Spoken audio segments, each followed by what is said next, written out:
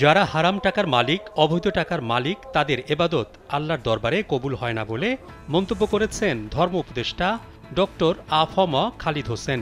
শবে বরাত উপলক্ষে জাতীয় বাইতুল মোকাররম জামে মসজিদে ফজিলত বয়ানে তিনি এসব কথা বলেন।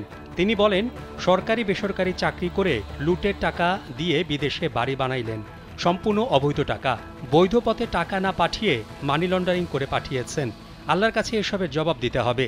তিনি আরও বলেন, কলেজে প্রফেসর ছিলাম, মাদ্রাসায় পড়িয়েছি, উপদেষ্টা হওয়ার আগে ইউনিভার্সিটিতে শিক্ষকতা করেছি। ধর্ম উপদেষ্টা বলেন, চাকরি শেষে মানুষ হজে যায়, মসজিদ কমিটির সভাপতি, মাদ্রাসা কমিটির সেক্রেটারি, ঈদগাহ কমিটির অর্থ সম্পাদক হয়।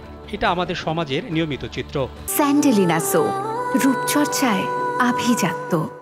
ঢাকা শহরে 7 তলা বাড়ি হয় কি করে, এমন প্রশ্ন রেখে তিনি বলেন, ঢাকা শহরে কি কাজ করেন, আপনার বেতন কত?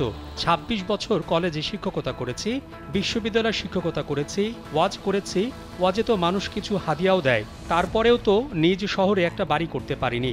আমার তো কোনো ফ্ল্যাট নেই, হওয়ার সম্ভাবনাও নেই। এতে আমার কোনো দুঃখ নেই, কারণ আমি আল্লাহর কাছে জবাব দিতে পারবো। তিনি আরও বলেন, আমাদের দেশে সুযোগ পাইলে উপরেরটাও খায়, নিচেরটাও কুড়ায়। যিনি যত বেশি 2 নম্বরই করে, টাকা জোগাড় করে, বিদেশে 370টা বাড়ি করতে পারে, তার মর্যাদা তত বেশি। আসুন আমরা এই কালচার বদলে ফেলি, আল্লাহর কাছে জবাব দিতে হবে।